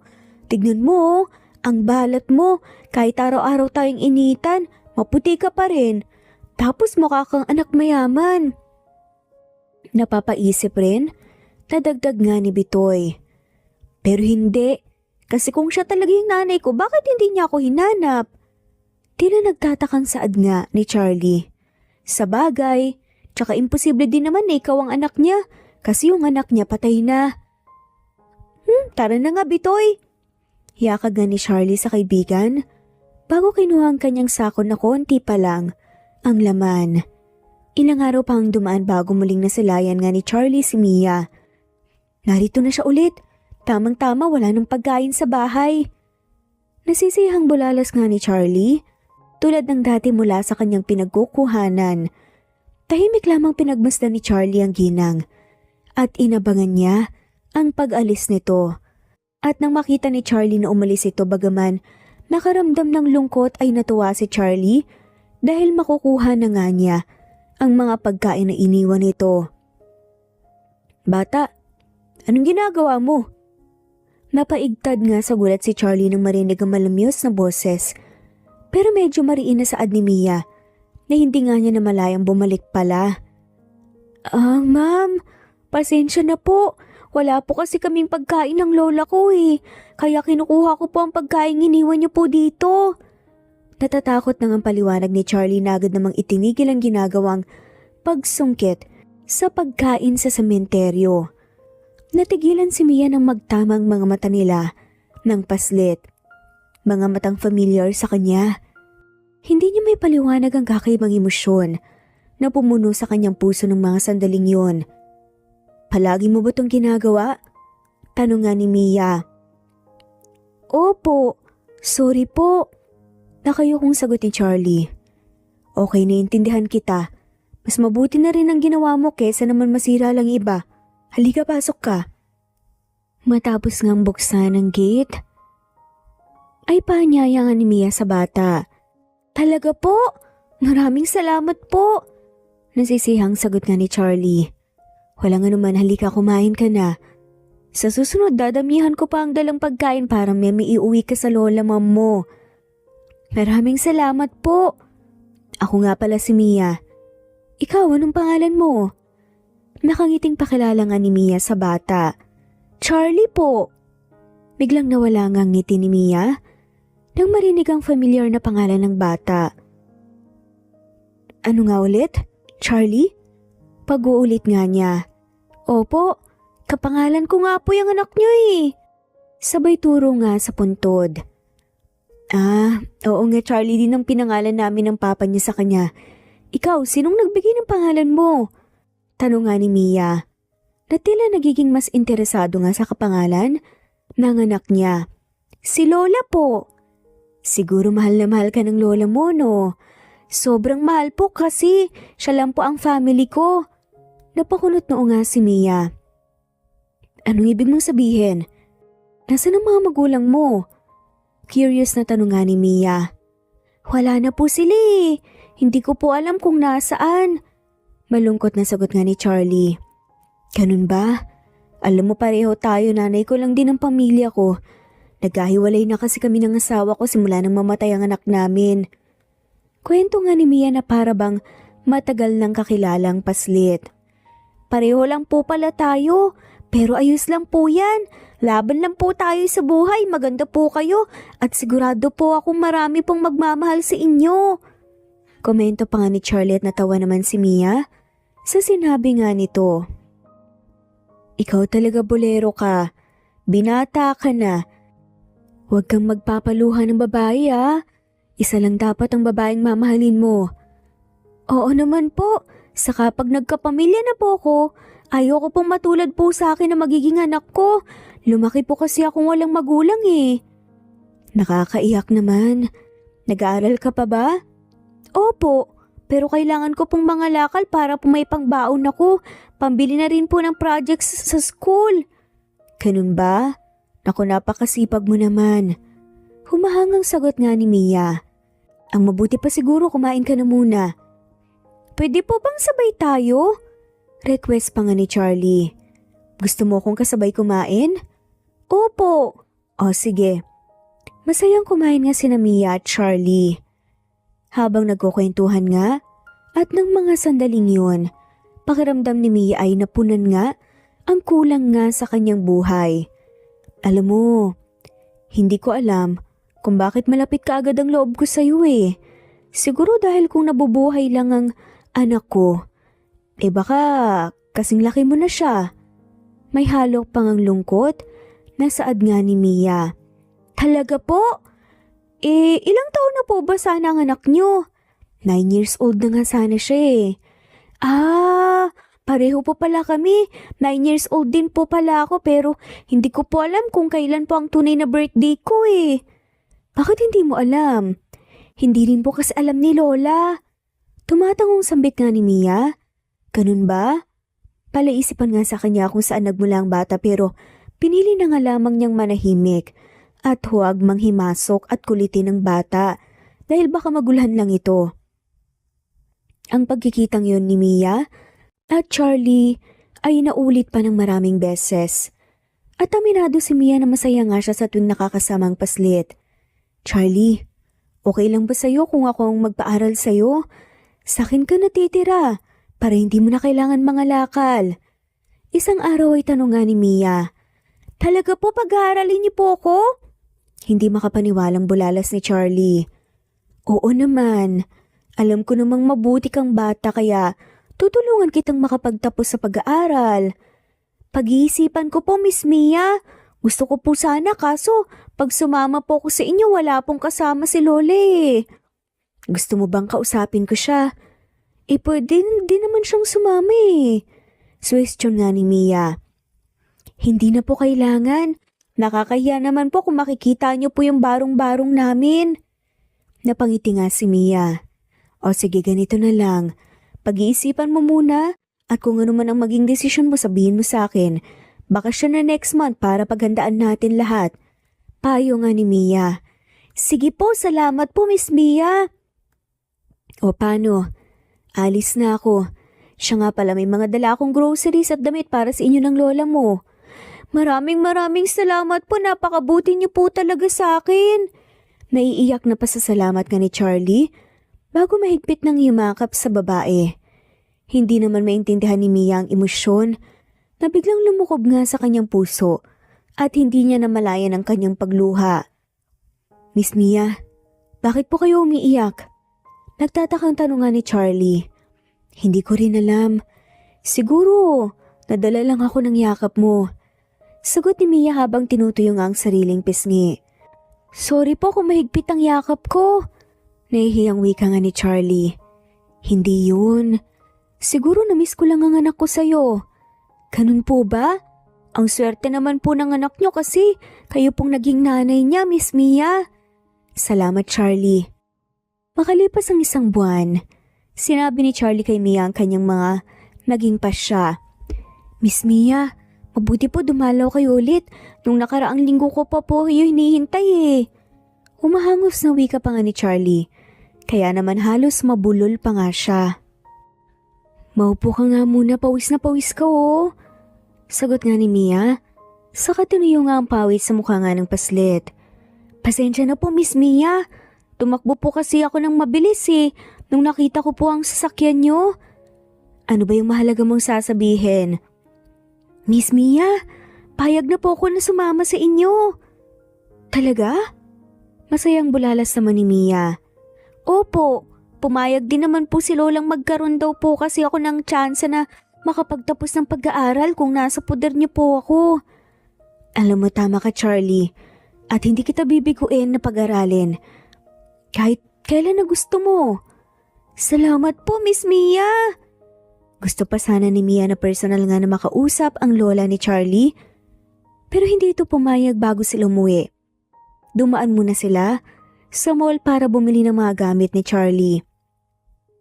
Miss Mia, bakit po kailangan niyo pa akong bilhan po ng damit? May mga damit naman po ako dito. Inosenteng sad nga ni Charlie. Charlie, iba pa rin ang magiging buhay mo ngayon. Hindi na tulad noong nasa poder ka ng lola mo. Paliwanag nga ni Mia. Ano pong ibig niyong sabihin? Tanong naman ng paslit. Ang ibig kong sabihin, hindi na ikaw yung Charlie na batang kalye. Dahil simula ngayon babaguhin na natin ang takbo ng buhay mo. Kaya dapat maayos na ang mga gamit mo katulad ko. Ha? Magiging sosyal na rin po ba ako? Tulad po ng mga batang anak po ng mayayaman sa lugar namin? Medyo. Parang ganun na nga. Ayoko pong maging katulad nila, mataas pong tingin nila sa sarili. Masama pang ugali. Huwag kang mag-alala. Hindi ka magiging katulad nila kung hindi mo tutularan yung mga pangit na katangian nila. Gamitin mo sa maganda yung blessings na binibigay sa'yo. Huwag niyo na po akong ibili ng sapatos, may tsinelas pa naman po ko eh. Pigil nga ni Charlie kay Mia nang makitang kumuha nga siya ng 3 pares ng sapatos. Ano ka ba? Hindi naman pwedeng lagi ka na lang nakatsinelas. Pero Miss Mia, hindi naman po ako sanay sa marangyang buhay eh. Kailangan mong masanay, Charlie. Sagot nga ni Mia. Wala nang nagawa si Charlie kundi ang sundin ang mga gusto ng babae. Kinakabahan man dahil bago sa kanya ang ganitong buhay pero excited din siya sa kung anong naghihintay sa kanya. Pagkatapos mag-shopping umuwi na nga si Mia sa bahay nila ng kanyang ina kasama si Charlie. Anak, sino naman yung batang kasama mo? Gulat na tanong nga ni Flora nang makita nga si Charlie. Anay, siya po si Charlie yung batang nakilala ko po sa sementeryo. Ako na po magpapaaral sa kanya sa pasukan at dito na rin po siya titira. Nakangiting sagot pa nga ni Mia. Charlie? Pagbigkas ulit ng ginang sa pangalan nga ng paslit. Opo nay, kapangalan po siya ng anak ko. Singit nga ni Mia na agad namang nahulaan ang iniisip ng ina. Kinuha nga ni Flora ang braso ng anak at dinala sa kusina. Anak, sigurado ka ba sa desisyon mong yan? Tanong nga nito. Opo, nay. Pero anak, hindi mo kilala ang batang yan. Baka naman nagkakaganyan ka lang dahil kapangalan siya ng apo ko. Nanunuring tanong nga ni Flora. Nay, mabait na bata po si Charlie. Kaya nakapalagayan ko po siya ng loob. Wala na po siyang magulang pero determinado po siyang makapagtapos ng pag-aaral. Kesa naman po mga lakal siya at saka magpagalag-galag sa kalit saka kumuha ng mga pagkain sa sementeryo. Kaya mas mabuti nang dumito na lang siya. Paliwanag ni Mia sa ina. Anak, mabigat na responsibilidad ang pinasok mo. Hindi biro ang magpalaki ng batang hindi mo naman kaano-ano. Nay, wala naman akong pamilya maliban sa'yo eh. Ikaw na lang ang meron ako. Kaya alam ko na po na kaya kong gampanan ng responsibilidad ko kay Charlie. Pero anak, ayoko naman na sa kanya may buhos ang panahon mo. Pwede ka namang magmahal ulit tsaka bumuo ng sariling pamilya. Payo nga ni Flora. Nay, matagal ko na pong sinabi sa inyo. Wala naman po akong balak magkapamilya eh. Ayoko na pong bumalik sa sitwasyon na minsan ko nang naranasan. Bakas nga ang pait sa tinig na sagot ni Mia. Napabuntong hininga na nga lamang si Flora. Sige, ikaw nang bahala. Pero wag mong isipin na nagkulang ako sa paalala sa'yo kapag tumanda kang mag-isa. Opo, Nay. Saka, hindi po kayo tatandang mag-isa dahil nandiyan naman po si Charlie. Sagot nga ni Mia na pailing na nga lamang si Flora sa tinuran ng anak. Habang nagluluto si Flora, si Mia naman nilapitan si Charlie. Charlie anak, mabuti pa maligo ka na at magbihis. Utos nga ni Mia sa bata. Anak po, tawag niya sa akin? Mangiyak-ngiyak ng wika ng paslit. Oo, bakit may problema ba? Ayaw mo ba? Nagtatakang tanong naman ni Mia. Wala naman po, pero iba po pala pakiramdam kapag tinatawag na anak. Napangiti nga si Mia. Ikaw talaga. Kung ano-anong sinasabi mo. Totoo po. Iba po talaga yung naramdaman ko nung tinawag niyo akong anak. Yung pakiramdam po na parang hindi po ito yung unang beses na tinawag niyo po ako ng ganun. Paliwanag pa nga ni Charlie. Pagkatapos huminga ng malalim nilapitan nga ni Mia si Charlie at marahang hinaplos ang pisngi. Siguro na mismo lang ang mga magulang mo. Hindi ko po alam kung paano sila mamimiss eh. Hindi ko naman po sila naaalala at nakikilala. Sagot nga ni Charlie na nagdulot nga ng kalituhan kay Mia. O sige na, maligo ka na, kakain na tayo maya-maya. Utos na nga lamang ni Mia sa bata. Tumalima naman at tahimik nga na pumasok sa silid na binigay nga niya dito. Pagkatapos maligo, suot ang isang cotton short. Lumabas ng silid si Charlie Bitbit ang isang sando. Oh, bakit lumabas ka nang walang damit? Dapat pag lumalabas ka ng silid, nakabihis ka na. Pangaral nga ni Mia sa bata. Naku, pasensya na po Miss Mia. Nasanay po kasi ako nakahubad sa bahay para tipid po sa damit eh. Katwira ni Charlie. Hindi naman malaman ni Mia kung matatawa ba siya sa sinabi ng bata o maawa. Ikaw talaga. Halika nga dito. Ako na magsusuot niyan sa'yo. Sige po. Masayang sagot nga ni Charlie. Nasabik sa kalinga nga ng ina. Bahagyang yumakod si Mia para bihisan nga si Charlie pero bigla siyang natigilan. Nang makita nga ang pamilyar, nabalat nga sa likod nito. Teka, matagal na ba to sa'yo? Nagtatakang tanong nga ni Mia. Alin po? Nagugulhang tanong din pabalik ni Charlie. Itong balat sa likod mo. Ah, opo. Sabi ni Lola nandyan na daw po yan nung natagpuan po niya ako. Kaswal na sagot nga ni Charlie pakiramdam ni Mia ay nayanig ang kanyang mundo sa narinig. Charlie, may hindi ka ba sinasabi sa akin? Saan at paano mo nakilala ang lola mo? Nanay ba siya ng tatay o ang nanay mo? Sunod-sunod na tanong nga ni Mia. Wala pong anak si Lola Ising. Paano mo siya naging lola? Curious na tanong naman ni Mia. Si Lola Ising po kasi ang tumulong sa akin nung nakita niya po akong palakad-lakad sa daan. Tulala po tsaka hindi daw po nagsasalita eh. Ang paulit-ulit ko lang daw po sinasabi pangalan ko tsaka kung ilang taon na ako kaya Charlie po pangalan sa akin. Kwento nga ni Charlie. Ang mga matang natutop nga ni Mia. Miss Mia, okay lang po ba kayo? Inosenteng tanong ni Charlie. Charlie, kailangan kong makausap ang lola mo ngayon din. Bakit po? Ayaw niyo na po ba sa akin? May nagawa po ba akong kasalanan? Naiiyak na nga na tanong ni Charlie. Hindi, wala. Wala kang kasalanan. May kailangan lang talaga akong malaman tungkol sa'yo. At ang lola mo lang ang makakasagot nun. Saan kayo pupunta? Nagtatakang tanong nga ni Flora nang makitang paalis ang dalawa. Nay, kailangan kong makausap ang lola ni Charlie. Naiiyak na nga rin na sagot ni Mia. Ha? Bakit? Akala ko ba ayos na ang lahat? Nay, tignan niyo to oh.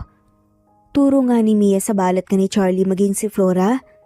Hindi makapaniwala sa nasaksihan. Sasama ako. Dito po kami nakatira, Miss Mia. Turo nga ni Charlie sa isang maliit na barong-barong. Tao po.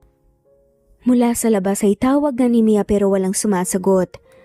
Lola Ising, nandito kami. Sigaw naman ni Charlie sa matanda bago pumasok nga sa dating tirahan. Maya-maya ay lumabas ito kasamang matandang babae. Mahina na ang katawan at puti na nga ang lahat ng buhok. O apo, bakit bumalik ka kagad? Sabi ko naman sa'yo ayos lang ako dito. Wika nga ng lola niya. Lola, gusto daw po kayong makausap ni Miss Mia. Ganun ba patuloyin mo sila? Utos nga nito sa paslit. Hindi na po lola, dito na lang po tayo. Singit naman ni Mia at inalalayan nga ang matanda. May problema po ba kayo? Sa apo ko kaya nasugod po kayo dito? Nagtatakang tanong nga ni Lola Ising. Wala po. May mga katanungan lang po ako tungkol kay Charlie. Ganun ba siya? Maupo tayo. Ayaw nga ng Lola Ising niya sabay turo nga sa upuan. Nagawa sa kahoy. Charlie, pwede bang iwan mo na muna kami? Pakiusap nga ni Mia. Nang nakaupo na nga sila. Sige po, kilabitoy po muna ako. Sakto, maglalaro po kami. Ngumiti si Mia. Sige. Nagsimula na nga siya. Lola, sinabi sa akin ni Charlie na hindi mo raw siya totoong apo. Paano po siya napunta sa'yo? Kabadong tanong nga ni Mia. Si Charlie napulot lang namin sa daan ng Santiago. Pupunta kaming mag-asawa noon sa palengke nang madaanan namin siya. Sagot ng matanda. Santiago po? Paglilinaw nga ni Mia at halos sumabog ang kanyang puso sa halo-halong emosyon nang marinig ang pangalan ng lugar kung saan sila na-aksidente 6 years ago. Oo, nakita ko siya doon. Umiiyak at nanginginig sa takot. Paulit-ulit niyang tinatawag ang mama niya. Tinanong ko kung anong pangalan ng kanyang magulang pero hindi po niya masabi. Ang tanging nasabi niya lang noon, siya si Charlie 4 na taong gulang. Pagkukwento nga, ng ginang. Parang binuhusan ng malamig na tubig. Si Mia kasabay ng pagkudlit nga ng alaala kung saan tinuturuan niya ang kanyang anak na ipakilala nga ang sarili. Ako si Charlie, 4 na taong gulang. Nakangiting wika nga ni Charlie na masayang sinusundan ng mga salitang binibigkas ng ina. Kailan niyo po siya nakita? Kung hindi ako nagkakamali, March 10, 2019 yun. Parehong araw yun nang naaksidente kami. Sigaw nga ng isip ni Mia. Lola, natatandaan niyo pa po ba kung anong suot niya? Medyo naluluhan na nga na tanong ni Mia. Teka sandali, alam mo tinabi ko yung mga gamit niya noon para kung sakaling may maghanap sa kanya, madali siyang makilala. Sagot nga ng ginang, tsaka bumalik nga sa kanyang bahay nang lumabas ito ay may bitbit na maliit na kahon. Hetong mga gamit na suot niya. Saad nito at mula sa box ay inilabas nga ang short, brief at damit pambata na familiar kay Mia. Naroon din ang relo nitong regalo ni Carlos sa anak. Anak ko, buhay ang anak ko! Umiiyak nga. Nasaad nga ni Mia habang yakap ang mga gamit ng anak. Gulat na gulat naman si Lola Ising sa naging reaksyon ni Mia. Naitotoo lahat ng sinabi ko noon. Hindi ako nagkamali, totoong pinalabas ko si Charlie bago pa dumating ang mga rescuer. Pero dahil bata pa siya, siguro hindi niya namalayan nakalayo siya. Patuloy nga ang pagluha na wika ni Mia. Umiiyak na niyakap nga ito ni Flora. Oo anak, tama ka. Pwedeng ganun nga ang nangyari, kailangan malaman ni Carlo na buhay nga ang anak niyo. Na hindi. Wala na siyang kailangan pang malaman. Pigil nga ni Mia sa ina. Sa kamarahas na pinahid nga ang kanyang luha. Pero anak siya pa rin ang ama ni Charlie. Kit nga ni Flora. Nay para sa kanya matagal nang patay ang anak namin. Matatag na sagot nga ni Mia. Napailing na nga lamang ang ginang at hindi na kumontra. Hinarap naman ni Mia ang matandang babae. Maraming salamat sa pagkupkop at sa pag-aruga sa anak ko pero gusto kong malaman kung bakit hindi niyo po hinanap ang magulang niya. Diretsahang tanong nga ni Mia. Napayo ko naman ang matanda bago sumagot. Wala kaming anak ng asawa ko. At aaminin ko nung una, hinangad ko na maging akin siya. Pero nagbago ang isip ko dahil baka hinanap na siya ng pamilya niya. Lumapit ako sa istasyon ng pulisya sa Santiago ganun din sa iba pang karatig lugar pero wala raw naghahanap sa bata. Kaya nagdesisyon akong alagaan siya. Hanggang pumanaw ang asawa ko at simula noon, si Charlie nang naging pamilya ko. Paliwanag nga ng matanda. Maraming salamat po sa pag-aalaga niyo po sa kanya. Napakabuti niyo po dahil hindi niyo po siya hinayaang mapahamak at bilang pasasalamat sana tanggapin niyo to. Lumaki din po siyang mabuting bata, nakakatuwa. Wika nga ni Mia sabay abot nga ng isang bugkos ng pera. Nako, hindi ko kailangan yan. Masaya na ako. Nabago man lang ako lumisan sa mundo. Natagpuan ni Charlie ang tunay niyang pamilya. Karapatan niya yon. Kahit anong pilit ni Mia, hindi tinanggap ng matanda ang pera. Inalok din niya na itong sumama sa kanila para makasama pa rin nito si Charlie pero tumanggi. Masayang umuwi nga ang tatlo. Habang nasa bahay ay yakap ni Mia si Charlie, bagay na kanina pa'y pinagtataka ng paslit. Miss Mia, ano pong pinag-usapan niyo po ni Lola? Pagdating sa bahay ay panguusisa nga ni Charlie. Charlie, marami kang kailangan malaman. Kumunot na ang bata. Tungkol po saan? Tungkol sa'yo at sa totoo mong pagkatao. Naiiyak na sagot nga ni Mia. Ano po yun? Anak kita. Ako ang nanay mo. Tuluyan nang umiyak nga na sagot ni Mia. Talaga po? Yun po ba ang dahilan kaya kanina pa kayo umiiyak? Oo anak. Nalaman ko na si Lola Ising ang tumulong sa'yo nung naaksidente tayo. Napakunot noon si Charlie. Naaksidente po tayo? Kaya po pala unang kita ko pa lang sa inyo parang kilala kita. Napangiti si Mia. Ako rin anak. Ganyan din ang naramdaman ko noon. Mahal na mahal ka ni Mama.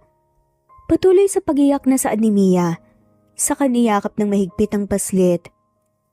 Hindi ko po alam kung mahal ko po kayo pero masaya po akong malaman na ikaw po ang mama ko. Umiiyak din ang sagot ni Charlie. Ayos lang anak. Sapat na sa akin na magkasama na tayo ngayon. At araw-araw kong ituturo sa iyo kung paano magmahal. Kahit luhan ay nakangiting sabi ni Mia. Pero Miss Mia, kung ako nga po ang anak niyo, sino pong dinadalaw niyo sa sementeryo? Charlie din po bang pangalan niya? Nagtatakang tanong nga ni Charlie. Hindi ko alam kung sino siya. At wala na akong pakialam. Anak, ang gusto ko ikaw, babawi ako sa'yo. At wag mo na rin akong tawaging Miss Mia. Mama na lang, ang itawag mo sa akin tulad ng dati. Sige po, Mama. Simula ng gabing iyon, hindi na nawalay kay Mia ang anak. Katabi niya itong matulog at kahit malaki na ito, pinapaliguan pa rin niya ito. At kahit sa pagkain, ay asikasong-asikaso niya ito. Gusto niyang bumawi sa mahabang panahon na nawalay ito sa kanya. Hindi ma-imagine ni Mia ang buhay na naranasan ng kanyang anak. Buhay na hindi naman sana nito maranasan kung naniwala lang si Carlo na buhay pa ito. Madalas din silang mamasyal at lahat ng mga pagkain na hindi natikman ni Charlie sa maraming taon ay ipinakain ni Mia dito. Maging sa lugar na madalas nilang puntahan, mag-ina noon, ay pinuntahan din nila. Mama, parang napuntahan na po ito noon. Biglang sabi nga ni Charlie habang inililibot nga ang mata sa paligid. O anak, dito tayo madalas pumunta nung magkasama pa tayo. Si Papa po ba kasama din natin noon? Inosenteng tanong ni Charlie. Napahiling naman si Mia kahit hindi nagtatanong ang anak tungkol kay Carlo. Alam at nararamdaman niyang nananabik ito sa ama. Minsan lang dahil lagi siyang busy sa trabaho. Malungkot na saad nga ni Mia. Mama, pwede ko bang makita si Papa? Tanong nga ng paslit. Anak, iba na kasi ang sitwasyon namin ng papa mo ngayon eh. Simula nang mawala ka, nagkahiwalay na kami. Tila nalungkot naman ng bata. Pero mama, gusto ko pong makilala si Papa. Gusto ko po ng isang masayang pamilya. Hindi sumagot si Mia. Sa halip isang mahigpit na yakap ang iginawad niya sa anak.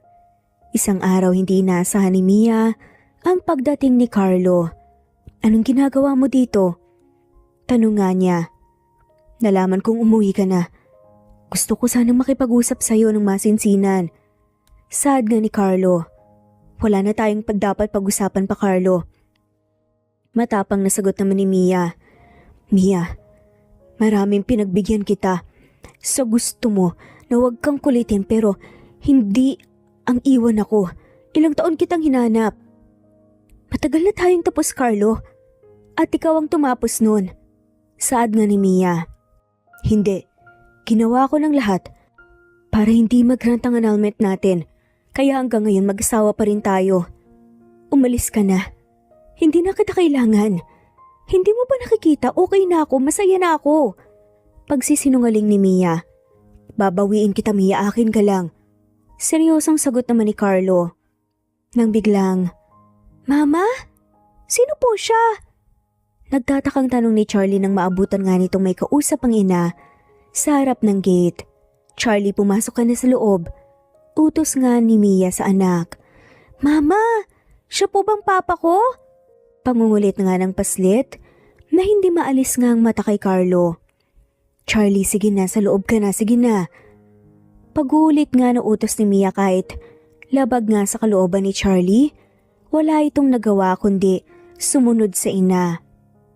Sino siya? Takang tanong nga ni Carlo. Anak ko. Sagot ni Mia na hindi makatingin nga sa mukha ng asawa. Mariing hinawakan ni Carlo ang braso ni Mia, tsaka hinila palapit sa kanya. Anong ginagawa mo? Nagambon ka ng bata, tapos pinagamit mong pangalan ng anak ko? Galit na pag-aakos nga ni Carlo. Wala kang alam, umalis ka na. Mariing utos nga ni Mia. Sige, aalis ako ngayon pero babalik ako, Mia. Nang masigurong nakalayo na nga ang asawa, bumalik na nga sa loob ng bahay si Mia. Mama, siya po bang papa ko? Pamilyar po siya sa akin yung mukha niya. Tanong nga ni Charlie. Anak. Mama, please, gusto ko pong makilala si Papa. Gusto ko rin po siyang makasama. Naiiyak na pakiusap ni Charlie. Dahil sa pakiusap ng anak, tila lumambot ang puso ni Mia. Samantalang pagdating sa kanyang opisina, hindi pa rin mawala sa isip ni Carlo ang itsura ng batang nakita niya kanina. Pamilyar sa kanya ang mukha nito, pero hindi niya matandaan kung saan niya nakita. Hindi rin niya maipaliwanag ang kakaibang pakiramdam na lumukob sa kanyang puso habang nakatingin sa mga mata nito. Nasa ganung tagpo si Carlo nang may kumatok sa pinto. Pasok. Ani nga nito, sa pag-aakala ng kanyang sekretary lamang ito, pero nagulat siya nang makita nga si Mia at Charlie. Papa! Masaya at puno ng pananabik, napulalas nga ni Charlie. Saka tumakbo nga, payakap sa kanyang ama. Gulat na gulat naman si Carlo at hindi makakilos. Maya-maya pa ay naramdaman niya ang pag-init ng kanyang mga mata. Miss ko na po kayo! Nayuko na nga lamang si Mia at pinigilan ng sariling naging emosyonal sa makitang tagpo ng kanyang magama. Papa? Mia, bakit niya ako tinatawag na Papa? Naguguluhan namang tanong ni Carlo. Dahil anak natin siya.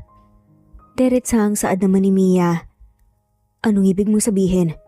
Pinaglaloloko mo ba ako? Tanong nga ni Carlo sa kamarahang lumayo sa paslit. Mapait naman ang umiti si Mia. Hanggang ngayon hindi ka pa rin naniniwala na buhay talaga ang anak ko. Naiiling na sagot niya. Mia, patay na ang anak natin. Mariing sagot ni Carlo. Heto, ito ang magpapatunay na mula sa simula nagsasabi ako ng totoo. Buhay ang anak ko. Sagot ni Mia bago inabot nga sa lalaki ang DNA test. Pinagawa niya, hindi naman makapaniwala si Carlo sa nakita. Kaya pala familiar siya sa akin. Umiiyak na sambit nito. Anak nga kita. Dagdag nga ni Carlo sa bayakap nga sa bata. Kung sana noon mo pa ako pinaniwalaan, hindi sana naranasan ng anak ko ang mahirap na buhay sa lansangan. Sana hinanap natin siya. Umiiyak na sumbat nga ni Mia at sinimulan ngang ikwento sa asawa ko nung nangyari. I'm sorry anak. Sorry kung duwag si Papa na harapin ang lahat. Panaghoy naman ni Carlo. Okay lang po Papa. Ang mahalaga po kasama ko na po kayo ni Mama. At sana po mabuo po ulit tayo tulad ng dati. Oo naman anak. Gagawin ko ang lahat mabuo lang ulit ang pamilya natin. Kung kinakailangan, araw-araw kong liligawan ng mama mo, gagawin ko yun. Yay! Salamat po Papa, mahal na mahal ko po kayo ni Mama. Mahal na mahal rin kita anak, kayo ng mama mo. Sana bigyan mo ulit ako ng chance na makasama kayo. Oo naman po, tiwala lang. Mabait naman po si Mama hindi po ba Mama? Sagot nga ni Charlie, sabay baling nga kay Mia. Hindi naman malaman ni Mia kung paano nga magre-react. Mia, tinatanong ka ng anak natin. Panunodyo nga ni Carlo sa kanya. Ha? Oo. Siguro. Natatarantang sagot ni Mia.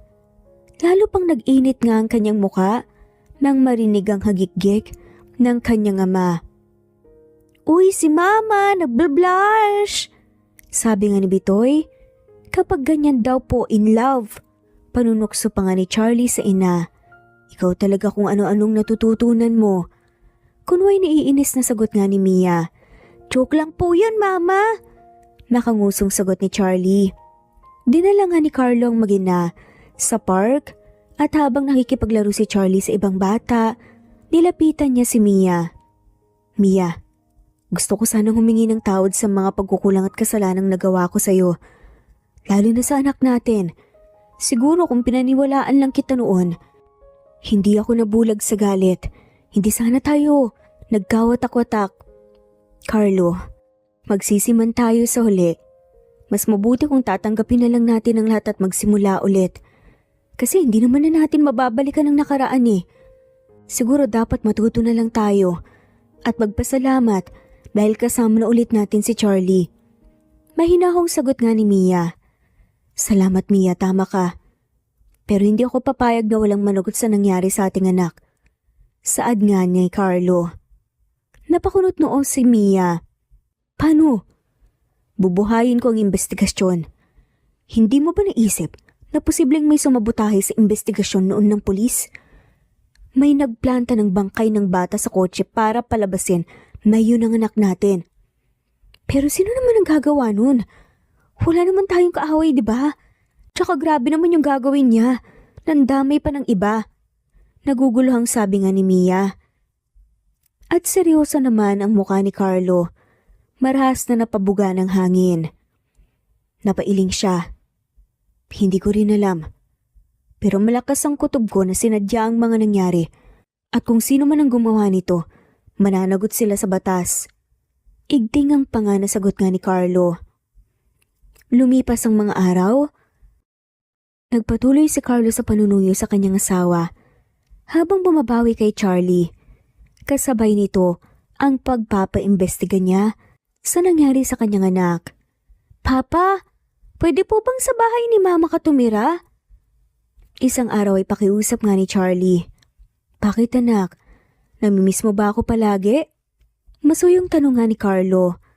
Opo, gusto ko po sana lagi ka naming nakikita at nakakasama ni Mama. Anak, may bahay naman tayong sarili eh. Ang mabuti pa ang mama mo ang kulitin mo na sumama na kayo sa akin para mabuo na tayong pamilya. At pag nagkataon mabibigyan ka na namin ng kapatid. Pangungumbinsi nga ni Carlo sa paslit. Talaga po?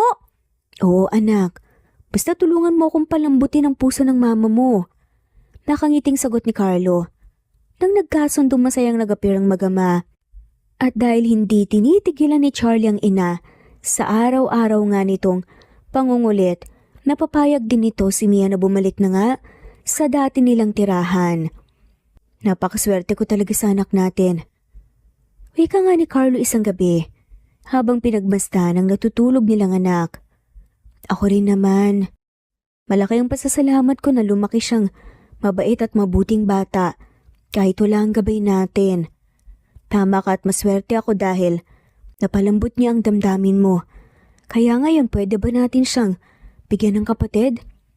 Naglalambing na saad nga ni Carlo. Anong pinagsasasabi mo? Nagiinit nga ang mukha na tanong ni Mia.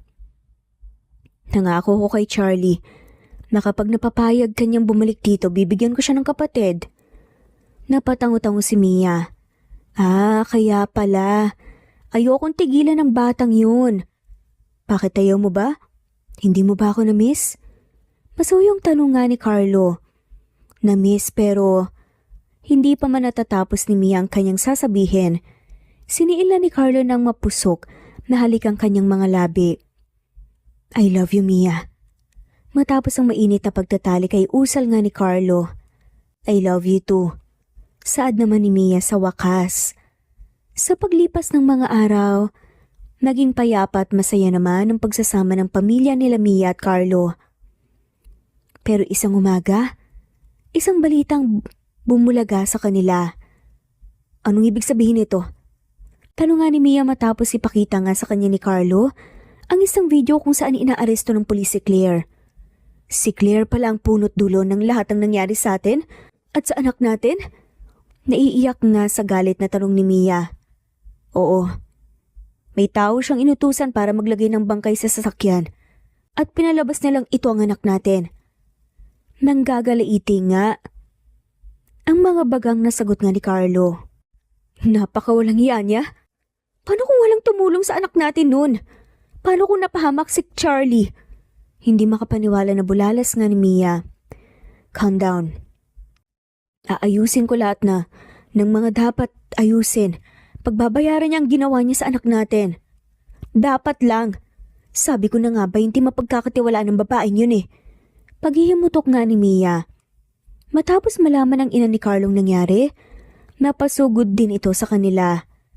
Mia, Carlo, patawarin niyo ang anak ko. Kung naging mabait ako kay Claire, pero maniwala kayo, galit din ako sa ginawa niya sa apo ko. Nilinlang niya tayong lahat. Galit na wika ni Nora. Matagal ko nang sinabi sa'yo na huwag kang magtiwala sa pamilya ng babaeng yun. Galit na sagot nga ni Carlo. Huminahon ka. Utos nga ni Mia sa kamarahang hinaplos ang braso ng asawa. I'm sorry anak. Mia, patawarin mo ko. Matagal ko na po kayong pinatawad. Saad naman ni Mia. Salamat. Nasaan nga pala yung apo ko? Gusto ko siyang makita. Nananabik nga, nasaad nga ng ginang. Nasa loob po. Nang araw na yun masayang nakipagbonding si Nora sa kanyang apo. Ngayon wala nang hadlang sa pagmamahalan natin at wala nang mga balakid. Nasisiyahan na wika nga ni Carlo, sabay subsob sa muka at sa leeg ni Mia. Siguraduhin mo lang na wala nang pangalawang Claire na babalik sa buhay natin. Pangako wala na. Hindi ko nahahayaan na may manggulo ulit sa atin. Mahal na mahal ko kayo ng anak natin. Mahal na mahal ko din kayo. Siya nga pala may sorpresa ko para sa'yo. Wika nga ni Mia. Anong sorpresa? Nagtatakang tanong naman ni Carlo. Buntis ako. Sagot nga ni Mia sabay lahat nga ng pregnancy test sa harapan ng asawa. Wow, sa wakas, may bunso na si Charlie. Masayang sigaw nga ni Carlo, sabay buhat nga kay Mia. At inikot pa nga sa ere. Ano ba? Ibaba mo nga ako. Baka mapano pang anak natin, lagot ka kay Charlie, sige ka. Pananakot nga ni Mia. Agad naman siyang ibinaba ni Carlo at masayang niyakap. Ano pong nangyayari dito? Pupungas-pungas na tanong nga ni Charlie at halatang kagigising lang. Ayan tuloy nagising ang anak mo. Paninisi nga ni Mia sa asawa. Anak, may baby na tayo. May kapatid ka na. Masayang wika nga ni Carlo at hindi pinansin ng asawa. Talaga po? Yay! Thank you mama, papa! Tuwang-tuwa na sagot nga ni Charlie. You're welcome anak, ngayon may kapatid ka na dapat. Mas paghusayan mo pa ang iyong pag-aaral at dapat mas maging mabait ka pa. Pangaral nga ni Mia sa anak. Opo mama, I love you po. Malambing na sagot ni Charlie. I love you to anak. Nakangiting inakbayan nga ni Carlo ang kanyang magina. Mahal na mahal ko kayong dalawa. Tatlo pala. Puno ng pagmamahal na wika nga nito. Mahal na mahal ka rin po namin, Papa. Sagot nga ni Charlie. Nakangiting hinaplos nga ni Carlo ang buhok ng anak bago humarap kay Mia. Wala bang I love you dyan? Siyempre meron, I love you too. Sagot ni Mia. Isang mabilis na halik naman ang sunod na iginawad ni Carlos asawa bago muling niyakap ang mga to. Nagpatuloy ang masayang pamumuhay nila Carlo at Mia kasama na nga ang kanilang mga anak. Dahil hindi lang isa ang naging anak muli nila Mia at Carlo, dahil nadagdagan pa nga ng kambal. Kinupkop na nga rin nila si Lola Ising at tinalagaan bilang pagtanaw ng malaking utang na loob. Hindi madali ang magpatawad sa taong nakasakit sa atin ng labis. Pero kung ang pagpapatawad ang paraan para gumaan at maging masaya ulit tayo, walang masama kung ito ay susubukan. At dito na nga po nagtatapos ang kwentong pagmamahalan nila Mia at Carlo. Maraming salamat po sa lahat ng mga walang sawang sumusubaybay. At sana po, mag-ingat po kayo sa paparating na bagyo. Thanks for listening at shout out po sa mga sumusunod.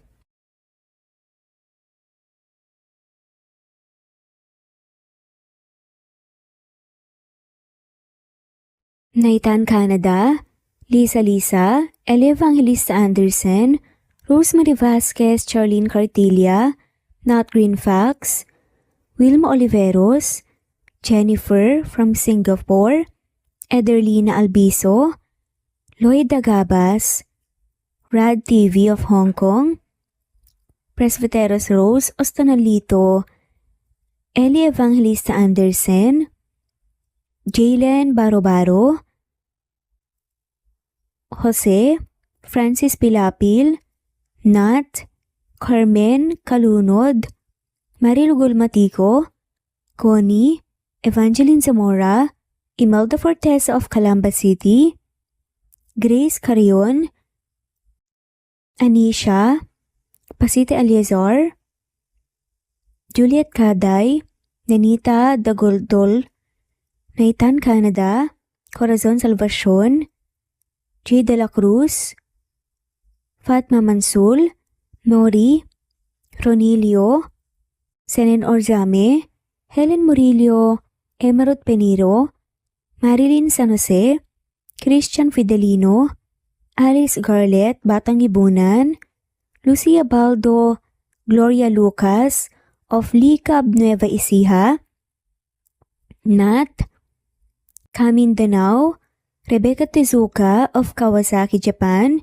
Elvi Candontol, Annie Hoson, Marie Cristal Hilario, Lloyd Danankil, Merlilyn, Fe Navares, Jelly Tampos, Chubby Doll, Charlene Naton of Bog City, Cebu, Ana Victorina, Ann Mariano, Teresita Schmid, Liliano Bebe, of Rome, Italy, Marisa de los Reyes Arroyo, Eli Bitasolo, Kidim Tess, Kinshano Ebas, Maria Elena Barosa, Nora Bell, Sevan, Nathan, Lily of Macau, Carmencita Falcon, Geraldine De Jesus, Annalyn Divina Gracia, Adorias, Aradhani, Vilma Lukban, Remedios Salmantil,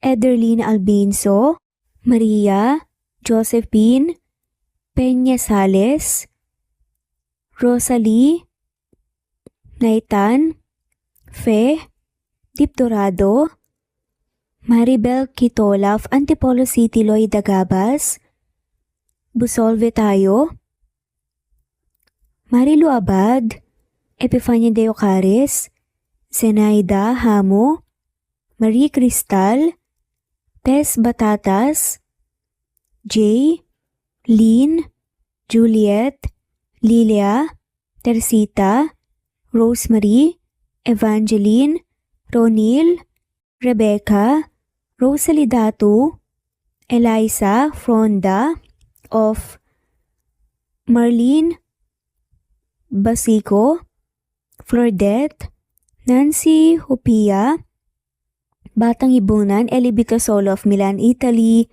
Dionila Pereira of Naik Cavite, Jessica Vargas, Shuktong, Flor, Teodora Santos, Mercedita San Jose of Antipolo, Marilyn San Jose, Emily Borac, Jers Jenna Lipio, Virginia Malasan, Mary Jean Coldora, Stephanie Arroyo,